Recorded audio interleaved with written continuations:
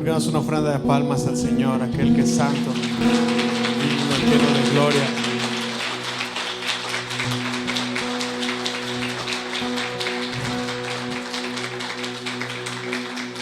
Señor, te damos gracias porque podemos sentir tu presencia. Te damos gracias, Señor, porque nos has dado este privilegio de unir nuestras voces a las multitudes celestiales y aún en la tierra, Señor, para proclamar tu nombre y reconocer tu gloria y tu grandeza, Señor. Hoy te alabamos porque tú eres y tú serás el Dios Todopoderoso, Señor. Tú eres el testigo fiel, Señor. Tú eres el fiel testimonio de Dios a los hombres, Señor. Y nosotros queremos conocerte más, Cristo. Queremos estar más cerca de ti, Señor. Que nuestro corazón pueda latir por lo que hace latir tu corazón. Señor, abre nuestros ojos, abre nuestros sentidos espirituales. Danos esa capacidad de ver, de discernir, Señor, pero sobre todo de corresponder al llamado santo que nos haces. En el nombre de Jesús. Amén. Amén. ¿Pueden sentarse?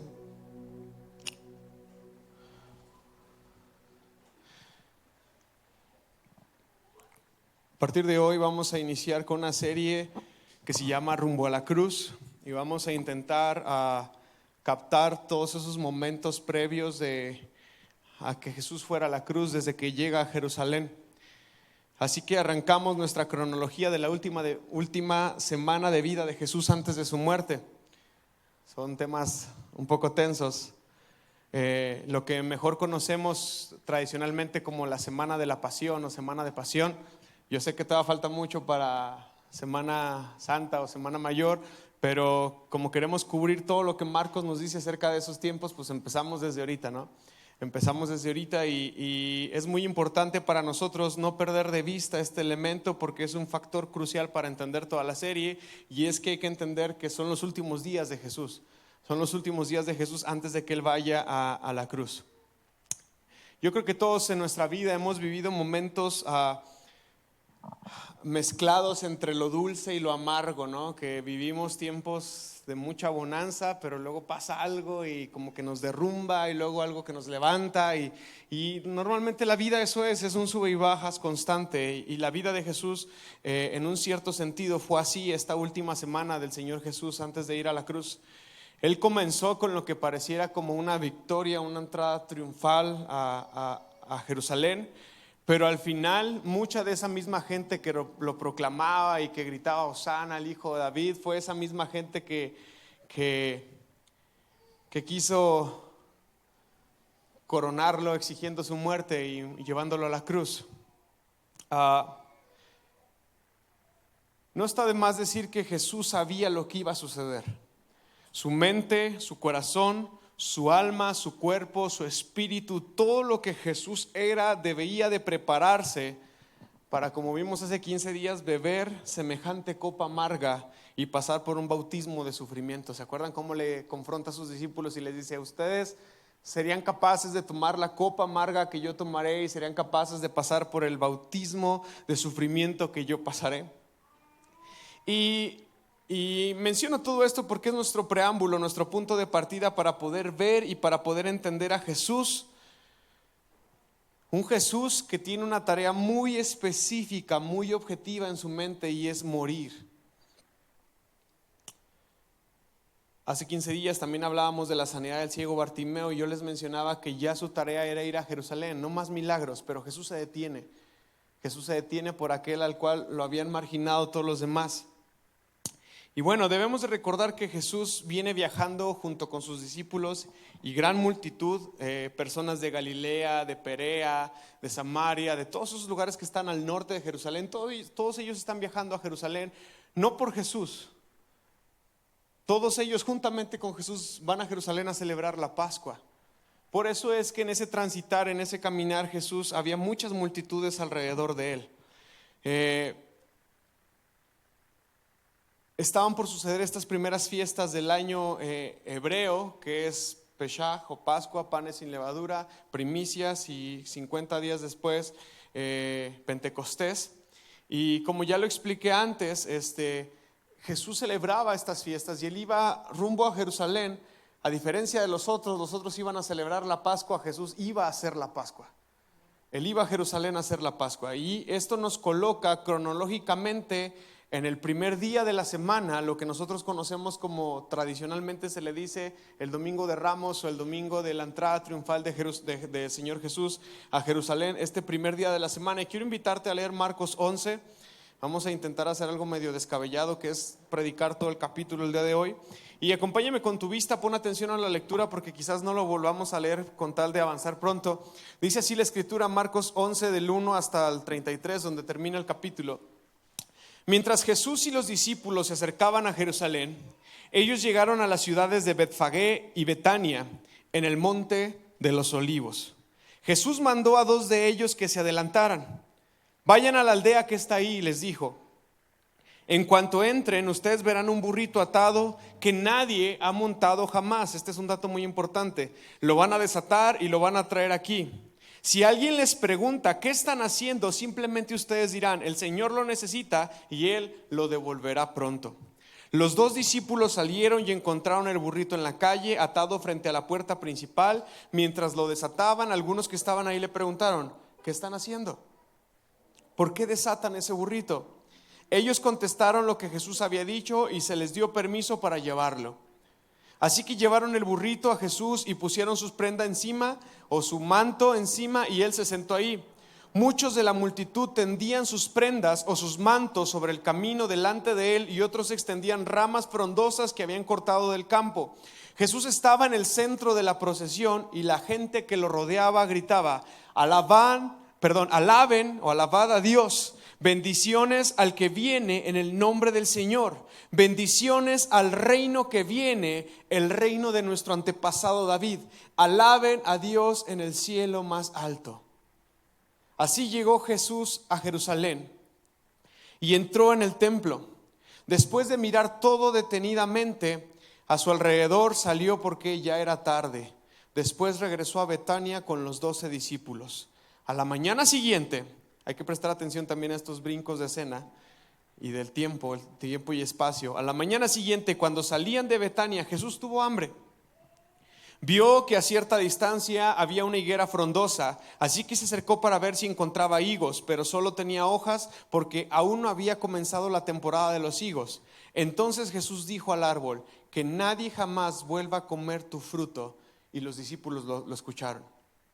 Cuando llegaron de nuevo a Jerusalén, Jesús entró en el templo y comenzó a echar a los que compraban y vendían animales para los sacrificios. Volcó las mesas de los cambistas y las sillas de los que vendían palomas y les prohibió a todos que usaran el templo como un mercado. Les dijo, las escrituras declaran, mi templo será llamado casa de oración para todas las naciones, pero ustedes lo han convertido en una cueva de ladrones. Cuando los principales sacerdotes y los maestros de la ley religiosa escucharon lo que Jesús había hecho, comenzaron a planificar cómo matarlo, pero tenían miedo de Jesús porque la gente estaba asombrada con sus enseñanzas. Esa tarde Jesús y los discípulos salieron de la ciudad.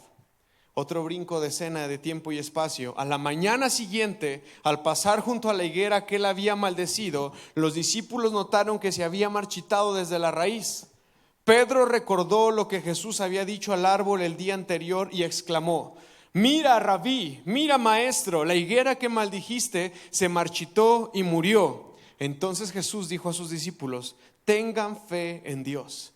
Les digo la verdad, ustedes pueden decir a esa montaña, levántate y échate al mar y sucederá. Pero deben de creer de verdad que ocurrirá y no tener ninguna duda en el corazón. Les digo, ustedes pueden orar por cualquier cosa y si creen que la han recibido, será suya. Cuando estén orando, primero perdonen a todo aquel contra quien guarden rencor, para que su Padre que está en el cielo también les perdone a ustedes sus pecados. Ahí faltaría el versículo 26, la NTV no lo tiene, al rato explico por qué no lo tiene, y vamos al versículo 27. Nuevamente entraron en Jerusalén y mientras Jesús caminaba por la zona del templo, los principales sacerdotes, los maestros de la ley religiosa y los ancianos se le acercaron. ¿con qué autoridad haces todas estas cosas?, le reclamaron. ¿Quién te dio el derecho a hacerlas? ¿Qué cosas? Pues las que hizo en el templo, ¿verdad? Que fue y volteó las mesas de los cambistas. Contestó Jesús: les diré con qué autoridad hago estas cosas si ustedes me contestan una pregunta. 30. La autoridad de Juan, la autoridad de Juan para bautizar, ¿provenía del cielo o era meramente humana? Contéstenme, con signos de exclamación. Ellos discutieron el asunto unos con otros. Si decimos que la autoridad de Juan para bautizar provenía del cielo, preguntará por qué nosotros no le hicimos caso, no creímos a Juan. Pero si nos atrevemos a decir que era meramente humana, tendríamos temor de lo que haría la gente, porque todos creían que Juan era un profeta. Así que finalmente decidieron contestar. ¿Qué dijeron? No sabemos. No sabemos. Y Jesús respondió: entonces yo tampoco les diré con qué autoridad hago estas cosas. Amén. Al acercarse a Jerusalén, Jesús estaba en Betfagé, que significa casa de higos o de higueras, y también estuvo en Betania, que significa casa de los dátiles. Ellos tenían de frente a ellos el monte de los olivos. No está de más mencionar que la zona de Jerusalén, donde está Jerusalén y donde están todas estas comunidades, son lomitas. Estamos acostumbrados a eso porque somos zacatecanos y vivimos también entre montes y cerros, ¿verdad? Así que se veían los pueblos, las aldeas, una a la otra de frente, porque había que bajar y luego volver a subir para llegar a una a otra. Pero normalmente Jerusalén estaba en un lugar más alto, por eso se tenía la idea de que se tenía que subir a Jerusalén, porque había que subir este monte, el monte de Sión. Dice la escritura que cuando Jesús estaba por ahí cerca de Jerusalén, Él mandó a 2 de sus discípulos a que entraran a la aldea que estaba sitiada frente a ellos, es decir, Betfagé, y trajeran un pollino que estaría atado, el cual nunca había sido montado por un hombre. Y añadió Jesús que si alguien le preguntaba qué estaban haciendo, por qué lo estaban tomando, ellos solamente tenían que decir: el maestro lo necesita, después lo devolverá. Y todo iba a suceder como se dijo. Hay algo muy interesante aquí, y es que Jesús dio instrucciones muy precisas sobre el lugar donde encontrarían el pollino, cómo es que este pollino sería, cómo es que este pollino estaría. Dijo: lo van a encontrar aquí, nunca ha sido montado, va a estar atado, ustedes lo van a desatar. O sea, Jesús estaba dando datos muy precisos. Y hay 2 posibilidades aquí. La primera es que Jesús ya haya tenido un encuentro con estas personas antes y les haya dicho: ¿saben qué? En tal momento, cuando se acerque la fiesta, yo voy a ir a Jerusalén y voy a necesitar de un pollino con estas características para yo usarlo. Pero hay otra posibilidad, y es que Él, como Dios, tenía esa noción y ese conocimiento del tiempo y del espacio. Él sabía dónde, cómo y cuándo y por qué, ¿verdad? Y eso es asombroso, porque un animal que no ha sido domesticado y que podemos decir no ha sido montado, como es este burrito, no es tan sencillo de domar, no es tan sencillo de andar encima de él. Sin embargo, Jesús lo montó y entró a Jerusalén sin ninguna limitación al respecto de eso. Jesús tiene un control y un dominio sobre lo natural, pero también sobre lo no natural. Y Él pudo llevar a cabo esta hazaña de darles salto y seña a los discípulos, porque Él es Dios. Esto por sí solo es impresionante, hermanos. Pero también quiero hablar acerca de la connotación profética que este burrito tiene que ver con nosotros. En Éxodo 34 del 18 al 20, si pueden ponerlo por favor. En Éxodo 34 del 18 al 20, dice así la escritura: deberá celebrar el festival de los panes sin levadura, la misma fiesta a la cual Jesús va a celebrar a Jerusalén. Durante 7 días prepararás sin levadura el pan que comas, tal como yo te ordené. Celebrarás este festival cada año en el tiempo señalado, a comienzos de la primavera, en el mes de Abib, porque en esa fecha se cumple el aniversario de tu salida de Egipto. Versículo 19. El primer nacido de cada animal, ¿qué? Me pertenece. Y era necesario tomar el primer nacido o el primogénito de cada animal y sacrificarlo al Señor, traérselo al Señor. Pero dice aquí: incluidos los machos de las primeras crías de tus manadas de ganado y tus rebaños de ovejas y de cabras. Pero debemos de recordar que había una lista de animales que eran impuros, que no eran aceptables a los ojos de Dios, y que por lo tanto los judíos tampoco, los hebreos tampoco deberían de tener contacto con ellos ni hacer uso de ellos. Y uno de esos animales era el burro. Para recuperar la primera cría de un burro, podrás pagar un rescate al Señor entregando como sustituto ¿un qué? Un cordero o un cabrito, pero si no pagas rescate para recuperarlo, tendrás que quebrarle el cuello al animal. No vas a derramar su sangre, no me lo vas a sacrificar, no me lo vas a entregar, simplemente lo vas a matar. No es útil para nada. Si tú quieres usar a un burro, vas a tener que pagar un rescate por él, vas a tener que redimirlo. ¿Y cómo se redime ese burro? Con un sustituto que es un cordero o un cabrito. Dice, sin embargo, tienes la obligación de pagar el rescate por todo primer hijo varón. Nadie podrá presentarse ante mí sin una ofrenda. Aquí hay algo muy interesante, hermanos, porque tiene una connotación profética para nosotros. Como ya lo dije, el burrito o el asno era un animal impuro, porque no es un rumiante y no tiene las pezuñas hendidas, como el Señor dijo que tenía que haber características para diferenciar entre un animal u otro. Por lo tanto, el burro no podía ser ofrecido en sacrificio a Dios, pero tampoco podía ser utilizado. Lo interesante aquí es que el burro era un gran animal para el campo, para carga, para avanzar distancias. De hecho, es un mejor animal que el caballo, aunque no estemos listos para esa discusión y para esa confrontación. Hoy en día se le ha dado una connotación de que es un animal menso. De hecho, la escuela nos ha hecho creer que las orejas de burro, pero no era la intención principal con la cual se empezó a dar la connotación acerca de los burros. Lo interesante aquí es que no podía ser ofrecido en sacrificio ni tampoco podía ser usado para el trabajo, a menos que un cordero tomara su lugar y fuera sacrificado delante de Dios. Entonces ese burro era redimido. Yo te pregunto que cuántos de nosotros somos aptos y somos capaces de presentarnos delante de Dios y merecer su salvación. Nadie. Nadie.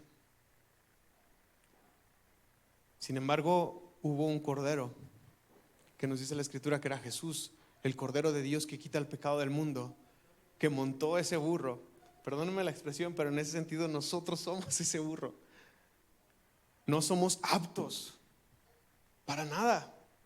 No somos útiles para Dios, a menos de que esa obra de redención, ese pago por nosotros, sea aplicado por un cordero. Y Jesús era ese cordero que montaba ese burro para entrar a Jerusalén. Así que si el burro quería ser usado, tenía que ser redimido.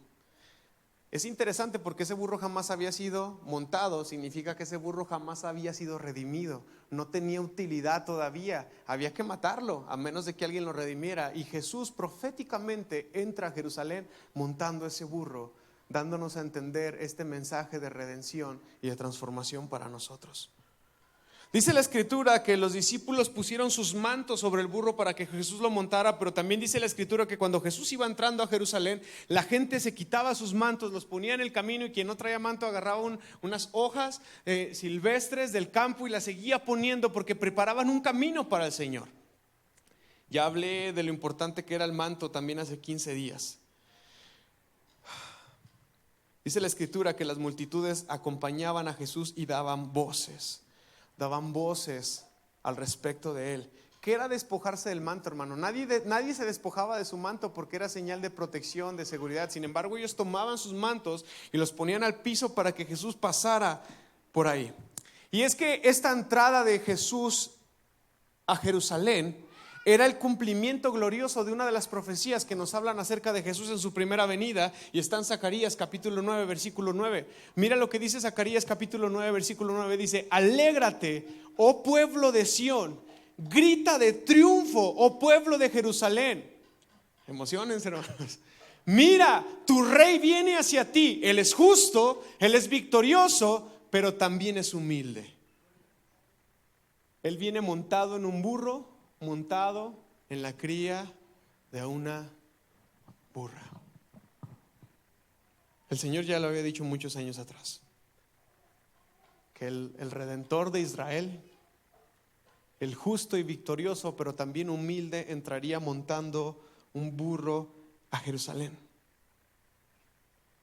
Así que podemos ver aquí esta humildad de Jesús al dejarse ver montando un pollino en vez de entrar en un caballo. Recordemos que los reyes, Cuando iban en son de guerra o cuando iban con la intención de seguir demostrando su autoridad, visitaban las aldeas, visitaban los pueblos sometidos a ellos en caballo.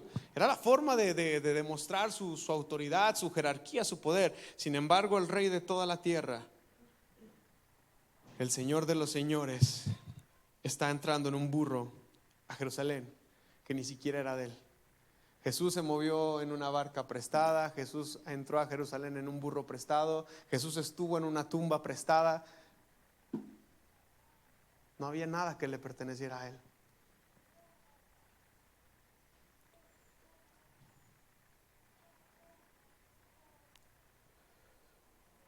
Y la gente gritaba una palabra muy en particular en hebreo. ¿Cuál era? Hosana. Hosana. ¿Sabes qué es lo que significa Hosana? Tú puedes usar esa palabra para orar y tú puedes usar esa palabra al cantar, porque Hosana significa salva ahora, o la salvación está aquí, salve ahora, salva ahora. Y Marcos dice que los que iban delante de Jesús y los que iban detrás de Jesús, todos gritaban y todos proclamaban y decían: salve, salve ahora, la salvación de Dios está entre nosotros. La gente se emocionaba, la gente gritaba. Y evidentemente ellos estaban cantando otro texto que podemos tomarlo como cuestión profética. Salmo 118, versículo 25 y 26 es lo que la gente estaba cantando de forma antifonal. Dice: te rogamos, Señor, por favor, sálvanos. Te rogamos, por favor, Señor, haznos triunfar. Bendigan al que viene en el nombre del Señor. Desde la casa del Señor lo bendecimos. Y la gente estaba ahí. Imagínate ese alboroto, esa escena impresionante de Jesús entrando a Jerusalén. Las multitudes no estaban ahí por Jesús. Las multitudes estaban llegando a Jerusalén por la fiesta, pero cuando la gente ve a Jesús descender de Betania montando un burro, la gente entendió Zacarías 9:9. Y la gente empezó a citar Salmos 118.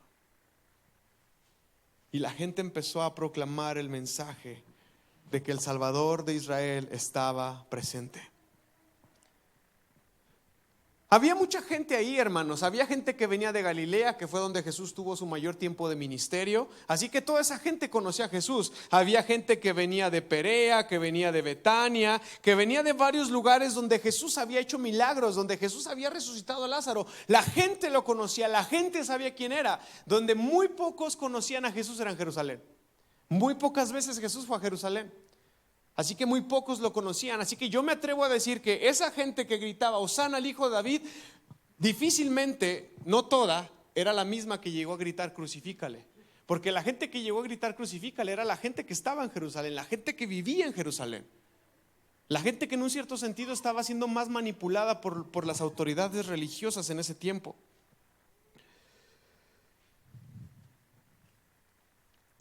Dice Mateo 21 del 10 al 11 que la gente preguntaba: ¿quién es este? En la misma entrada triunfal, según Mateo, de la gente de Jerusalén decía: ¿quién es este? ¿Por qué la gente lo proclama? ¿Por qué hay tanto ruido? Me explico. La gente que proclamaba a Jesús era la gente que venía viajando con él.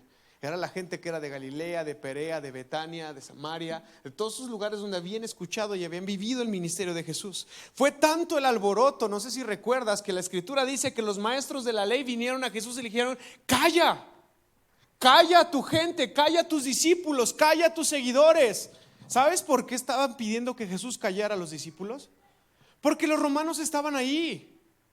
Había una torre a la orilla de Jerusalén que se llamaba la Torre de Antonia. Y obviamente si los judíos estaban a punto de celebrar su fiesta, si los judíos estaban a punto de celebrar la fiesta más grande del año, que era la Pascua, era necesario tener a Roma presente para controlarlos. ¿Qué celebraban en la Pascua los judíos? Su libertad de Egipto. Y ellos en ese momento estaban siendo oprimidos ¿por quién? Por los romanos. Entonces era necesario que el ejército romano estuviera presente en Jerusalén, porque si alguien se quiere levantar en revuelta, porque si alguien quiere manifestarse en contra de los romanos quienes lo están oprimiendo, hay que callarlo. Y los fariseos y los maestros de la ley lo sabían. Y ellos dicen: ¿cómo van a estar proclamando a un rey? ¿Cómo van a estar proclamando que este es el Hijo de David? ¿Cómo van a estar proclamando que este es el Salvador de nosotros si nosotros ya tenemos a Roma?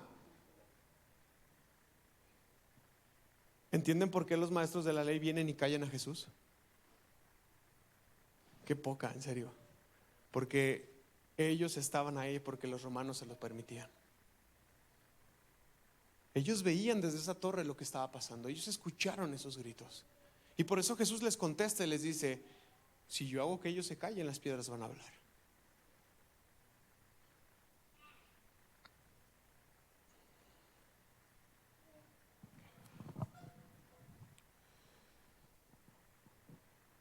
Lamentablemente, muchos de estos judíos e israelitas, ellos querían un libertador que los liberara del brazo opresor de Roma.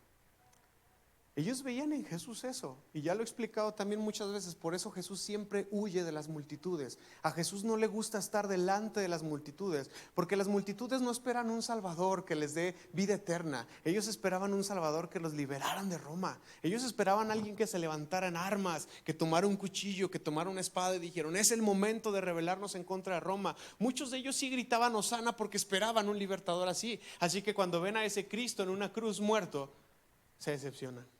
Y no vayamos lejos, los discípulos, hermanos. Jesús se muere y todos están tristes, están agüitados, muchos están camino de Emaús. Ya nadie espera nada. Todo el mundo esperaba una libertad militar de los romanos.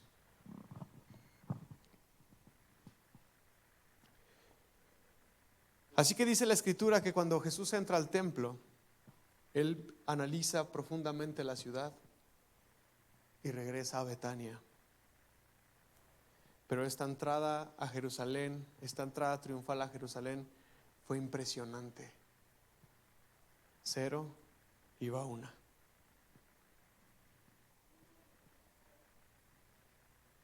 Si seguimos leyendo del versículo 12 en adelante, dice: a la mañana siguiente. Si la entrada triunfal fue en domingo, ¿cuál es el día siguiente? El lunes. A la mañana siguiente, dice la Escritura, que Jesús salió de Betania.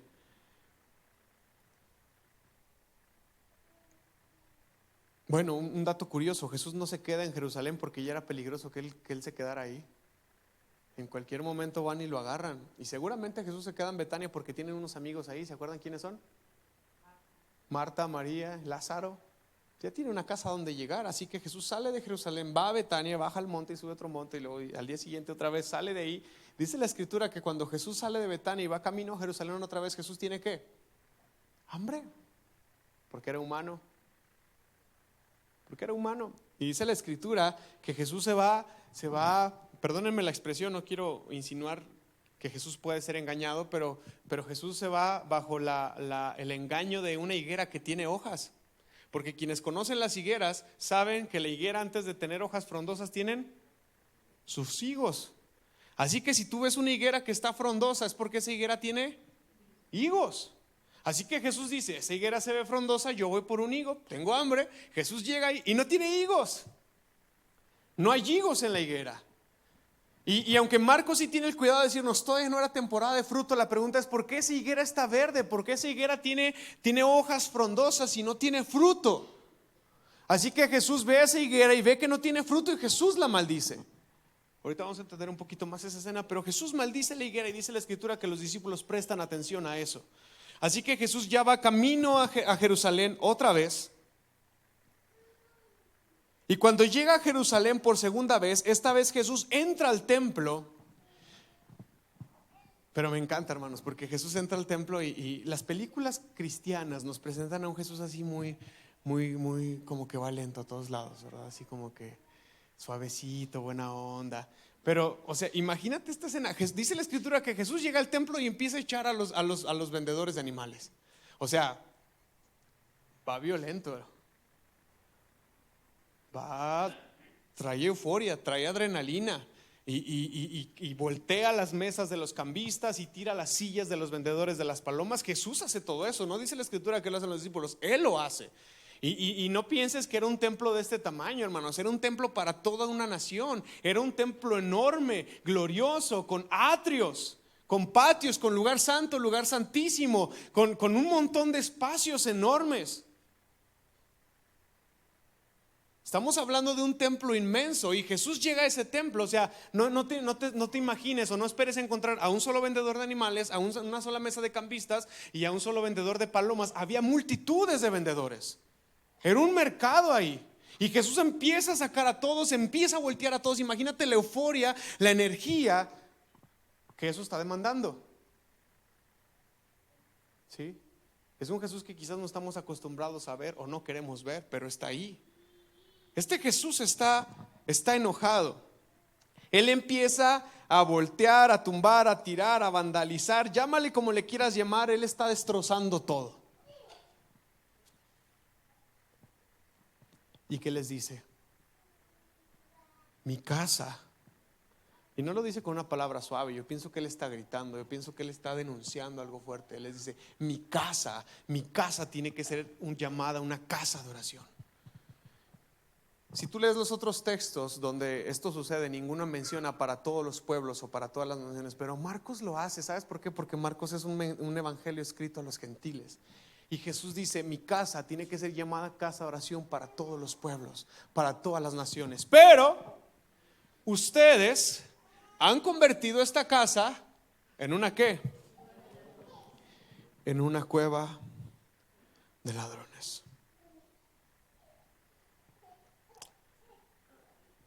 Estos hombres, y no solamente los mercaderes, hay alguien detrás de todos ellos. Es el sistema religioso. Son los líderes religiosos, son los fariseos, los saduceos, los maestros de la ley.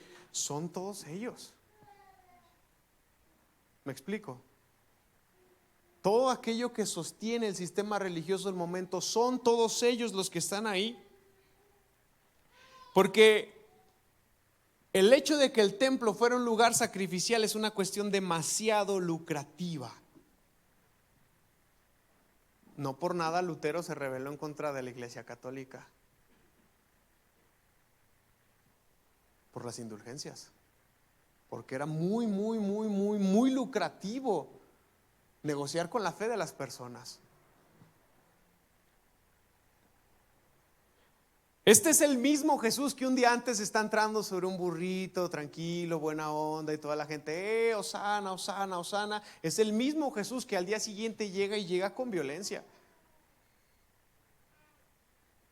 Y no es la primera vez que lo hace. A inicios de su ministerio también lo hizo. Recordemos que Marcos es un evangelio de acción, y yo te pregunto, ¿cuánta fuerza, cuánta adrenalina se necesitó para tomar una medida así? Ahora te voy a decir un detalle importante. El atrio de los gentiles no era cualquier espacio. Me refiero en cuestión de tamaño. Era muchísimo más grande que el templo, el lugar santo, el lugar santísimo y los otros atrios. El atrio de los gentiles era más o menos en esa proporción, pero a la derecha y a la izquierda era un espacio inmenso. Y Jesús está ahí en el atrio de los gentiles. Ahora, el atrio de los gentiles difícilmente lo encontramos en la escritura, porque no estaba en el templo de Salomón ni estaba en el templo de Zorobabel. Fue en el templo de Herodes, ese templo que Herodes remodeló, reconstruyó y le presentó a los judíos para que lo siguieran proclamando como rey de Judea. Es ese templo del cual estoy hablando, y ahí está el atrio de los gentiles. No estaba considerado antes en los otros planos antiguos del templo. Pero las dimensiones de ese lugar eran demasiado grandes. Y déjame describirte qué era lo que estaba pasando en el templo para que entiendas la furia de Jesús. El sistema del Antiguo Testamento era un sistema sacrificial. Si tú buscabas que el Señor perdonara tus pecados, tú ibas a traer un animal para presentárselo delante de Dios. Ese animal iba a ser degollado en tu presencia. De hecho, tus manos iban a estar debajo de ese animal para que tus manos se llenaran de sangre, y entonces tú supieras, entonces tú entendieras que un ser inocente estaba muriendo a causa de tu pecado y estaba tomando tu lugar para que tú no tuvieras que morir. Entonces la gente aprovechaba cada fiesta anual para llevar esos sacrificios al templo.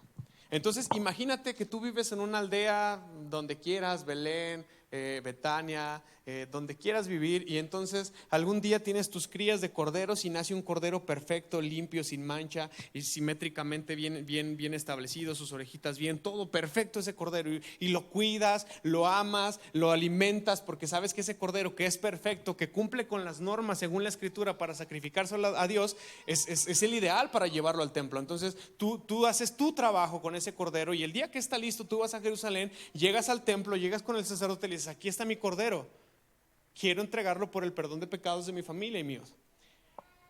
Y el sacerdote lo mira: no, no cumple. ¿Pero cómo? No cumple. Mira, allá afuera, en el atrio de los gentiles, ahí venden. Esos están aprobados. Yo ya los vi todos, y el que quieras.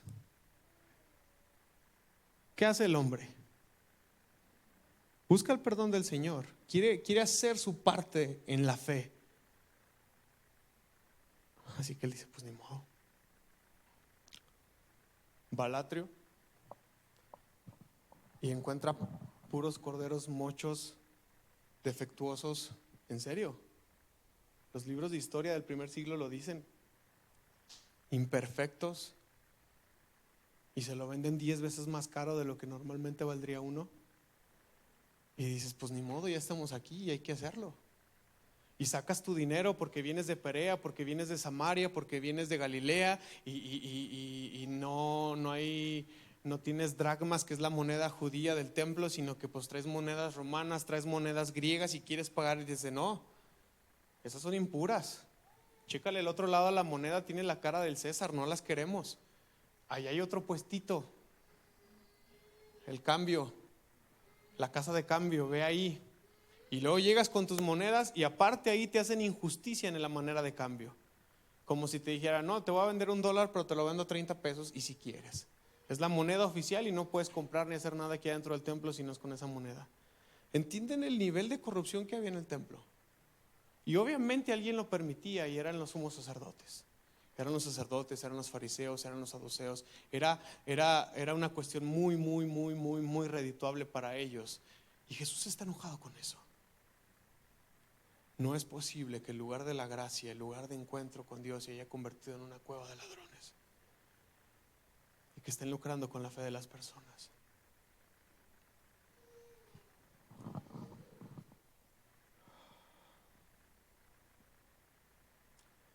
Jesús empieza a voltear esas mesas, empieza a sacar a los vendedores, y no hay nadie que diga una sola palabra. Ni los vendedores son capaces de detenerlo, porque ellos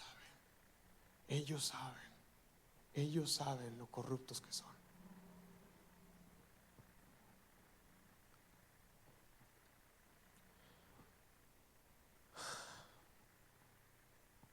Así que Jesús cita Isaías 56:7.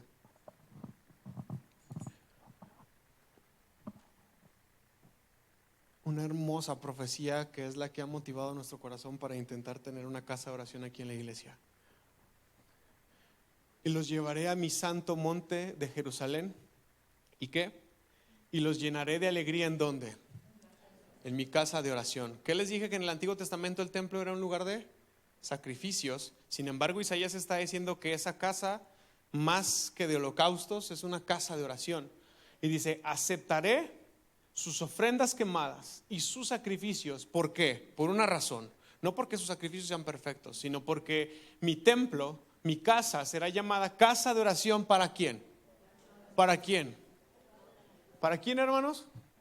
Para todas las naciones. Mi casa va a ser llamada una casa de oración, y esa casa de oración no va a ser solamente para ustedes. Esa casa de oración va a ser para todas las naciones. Así que Jesús no solamente está denunciando que su casa se convirtió en una cueva de ladrones. Jesús no solamente está denunciando que su casa se convirtió en un lugar de verdulería. Jesús está denunciando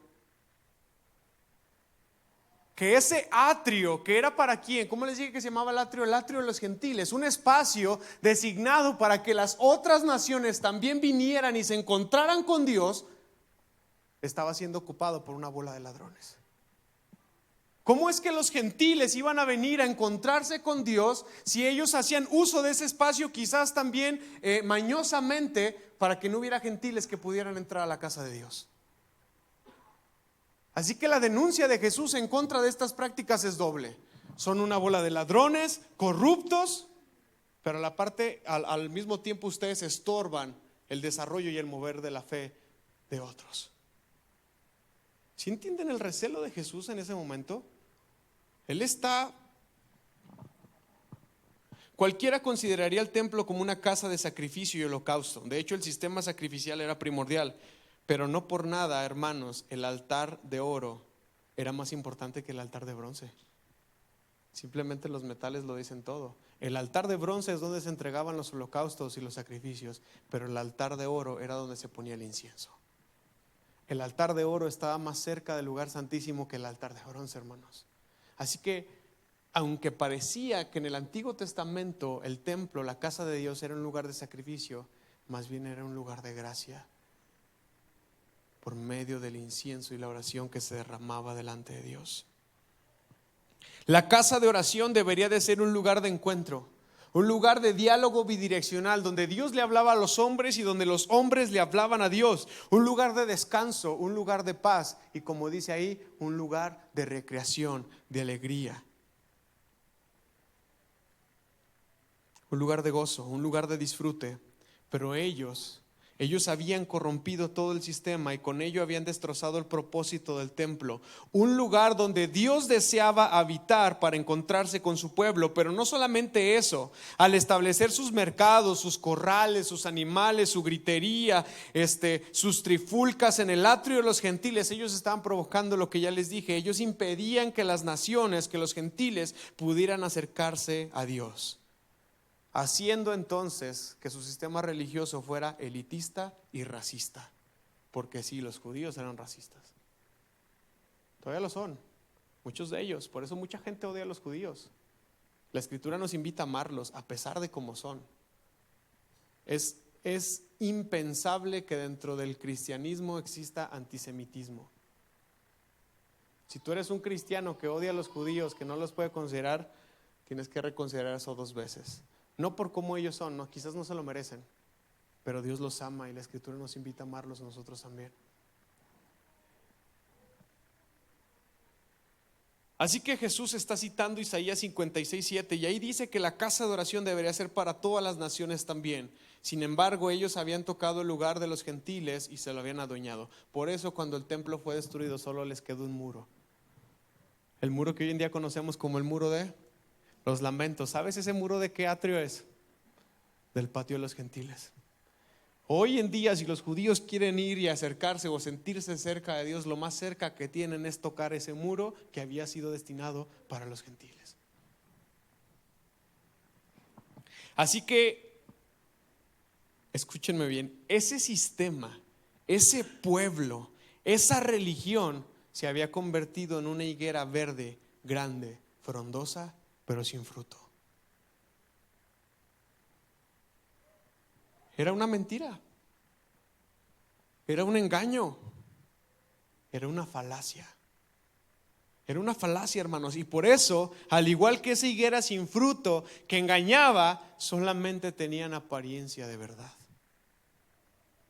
Por eso esa higuera fue maldecida. Por eso Israel, en un cierto sentido, fue maldecido por Jesús.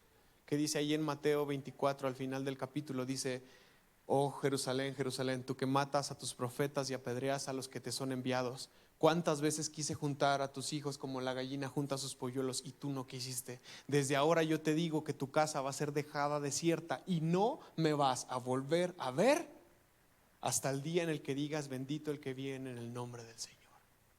Ahí está la maldición que Jesús desató sobre Jerusalén. No más salvación de Dios, no más gracia, no más nada. No me vas a volver a ver hasta el día que tú reconozcas que es bendito el que viene en el nombre del Señor. Al igual que esa higuera fue maldita para quedar estéril siempre y no dar fruto y secarse, Israel entró en ese proceso. No olvidemos Romanos capítulo 11, donde el Señor habla que Él puede y Él va a volver a levantar a Israel y va a volver a hacer cosas grandes con ellos. Pero mientras tanto, eso es lo que estuvo pasando con Israel. Recordemos que a Israel también se le menciona en las escrituras como una higuera, y por eso los maestros de la ley planeaban matar a Jesús. No era posible que un hombre viniera y destruyera un sistema de corrupción tan grande y tan amplio.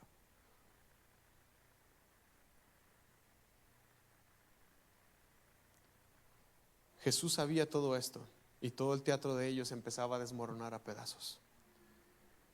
0 y van 2. Vamos al tercer día.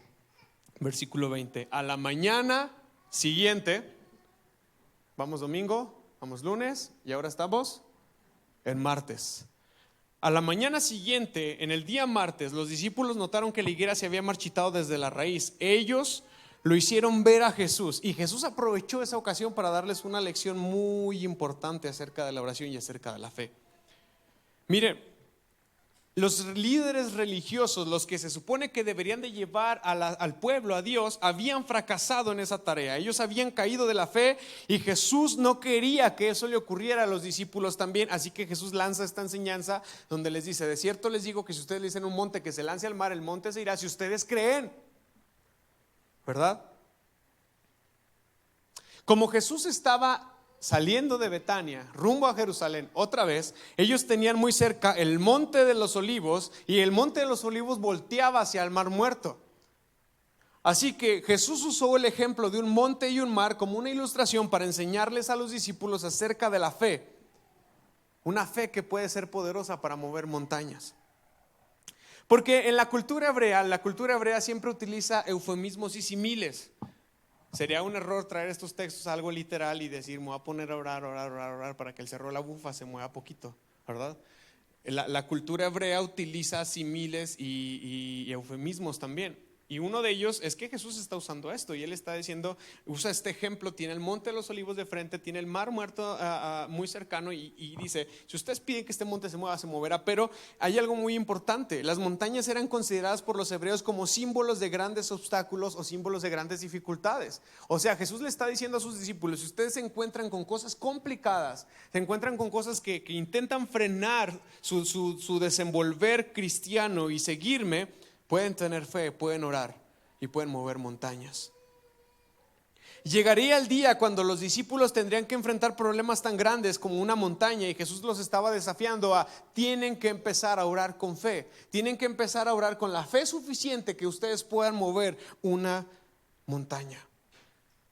Este tipo de oración lleva las dificultades a Dios para que encuentre una solución.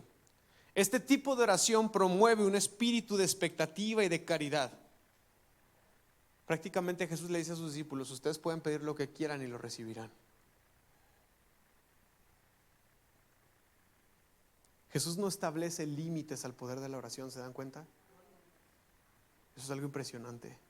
La oración es poderosa, hermanos. La oración es poderosa. Amén.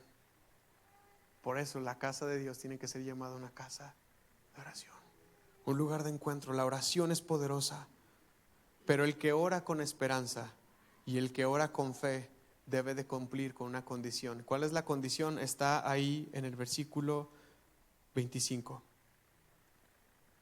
Ok, ustedes pueden orar, ustedes pueden pedir lo que sea y va a ser hecho, pero cuando oren, cuando estén orando, ¿qué deben de hacer primero? Perdonen a todo aquel contra quien guarden rencor, para que su Padre que está en el cielo también les perdone a ustedes sus pecados. ¿Quieren que profundice en eso o lo entendieron?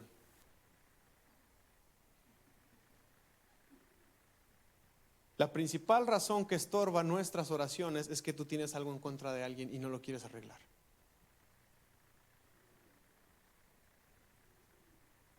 ¿No quieres? Porque cuando tú vienes al Señor con un corazón desbordante, libre, que no le debes nada a nadie y nadie te debe nada a ti, tú puedes orar. Y Jesús está diciendo: pueden pedir lo que quieran y será hecho. Cuando estés orando, primero perdonen a todo aquel contra quien guarden rencor. ¿Para qué? Para que su Padre que está en el cielo también les perdone a ustedes sus pecados, porque el pecado estorba nuestras oraciones. Pero si yo retengo perdón,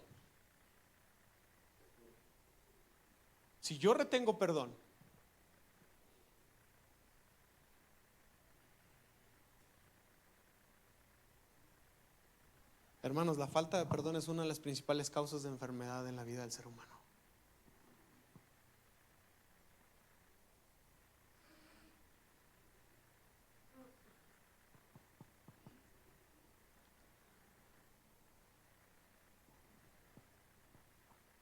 El versículo 26 que falta en la NTV y que falta en muchas versiones modernas, falta por una razón. En el texto original no está.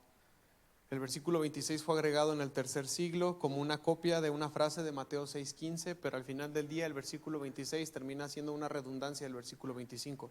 Por eso no está ahí. Y se dan cuenta, a veces cuando predico saco este tipo de detalles y se los explico, porque es mejor que los escuchen aquí y es mejor que los entiendan aquí a que anden haciendo teorías conspiranoicas y piensen que las Biblias les quitan cosas y les agregan. No es cierto. Hay razones reales y de academia para explicar por qué hay textos que varían o que no están o que se quitaron de las escrituras, y uno de ellos es este. Fue agregado en el tercer siglo en la edición de la Septuaginta por medio de los copistas. Así que por tercera vez, después de que Jesús da este mensaje a sus discípulos, no tomen en poco el tema del perdón, pero ya para avanzar y terminar, Jesús tiene este proceso con sus discípulos. Y entonces por tercera vez, en día martes, Jesús va a Jerusalén, otra vez. Y cuando Jesús va a Jerusalén, Jesús es confrontado. ¿Por quién? Por los líderes religiosos y los maestros de la ley. Tenemos que acostumbrarnos a entender que cuando hay maestros de la ley o líderes religiosos en escena, siempre van a estar rodeados de gente. Porque a la gente le encanta andar detrás de ellos. A la gente le gusta andar ahí aludiéndolos y intentando recibir algo de ellos. Así que estos líderes religiosos no se encuentran a Jesús en privado, no.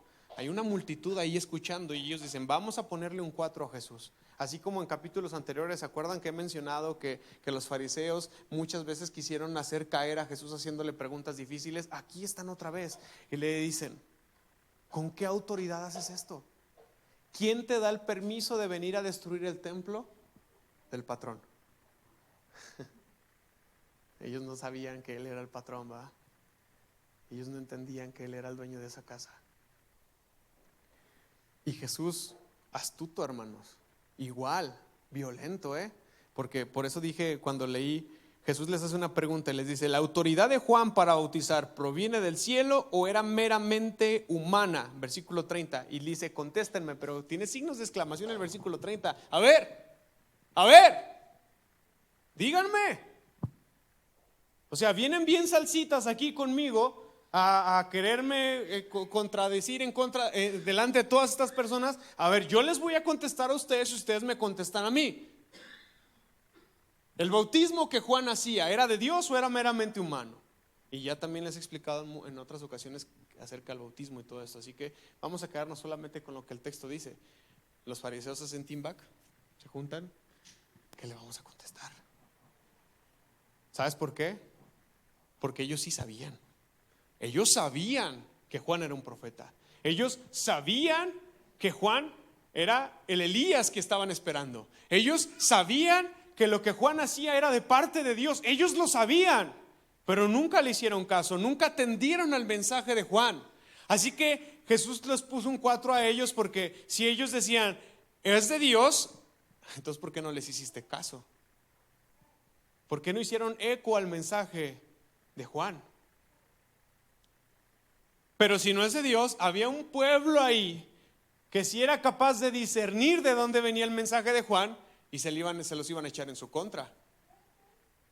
Así que estos no tan inteligentes, claro, dijeron, no, pues vamos a decir que no sabemos. Vamos a decir que no sabemos. Entonces finalmente contestaron, versículo 33, no sabemos. Y Jesús respondió, entonces yo tampoco les diré con qué autoridad hago estas cosas. Su respuesta parecía pretender ignorancia. Hermanos, que no nos pase igual que los fariseos. Hay muchas cosas que nosotros sí sabemos y deliberadamente las hacemos a un lado. Sí sabemos, hermanos. Sí sabemos. Y al hacer esto, Virtualmente ellos abdicaron de su oficio de maestro de las naciones. Ellos dijeron, o sea, al aceptar que no sabían, los maestros que se supone que deberían de saber todo, pues renunciaron a su cargo como maestros.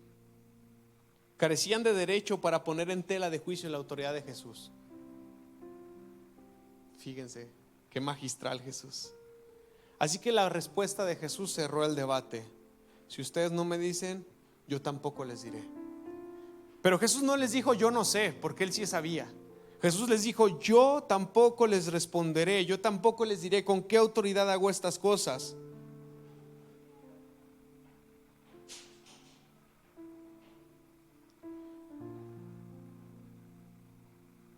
La gente demostró la autoridad de Jesús ese domingo al entrar humilde a Jerusalén y a ver una multitud que lo respaldaba.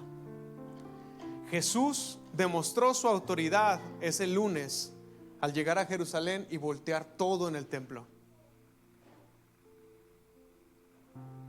Pero aquí, el martes, los maestros de la ley demostraron la autoridad de Jesús sin querer queriendo, se les chispoteó al decir que no sabían y quedarse callados delante del maestro de maestros. Así que en ese tercer día el Señor Jesús defendió su autoridad. 0 iban 3. Jaque mate. Vamos a orar. Señor, te damos gracias esta tarde por la oportunidad que nos das de leer la Escritura y aprender tantas cosas. Señor, ayúdanos a que con un corazón sincero, Señor, seamos capaces de reconocer el tiempo de tu visitación. Que con un corazón sincero seamos capaces de proclamar bendito el que viene en el nombre del Señor. Porque tú eres nuestro Señor y Rey, tú eres nuestro Salvador. Señor, hoy nos consideramos como parte de esos pollinos, esos burritos, indignos, incapaces de merecer algo y de ser útiles para tu reino. Sin embargo, te damos gracias por ese Cordero de Dios que fue entregado por nosotros. Gloria sea a tu nombre para siempre, Señor. Señor, cuida que nuestro corazón no se corrompa, Señor, como el templo fue corrompido, Señor.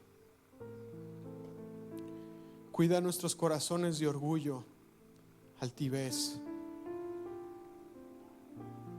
Ayúdanos a seguir ofreciendo un servicio digno, humano y humilde a los otros, sin altivez, sin orgullo,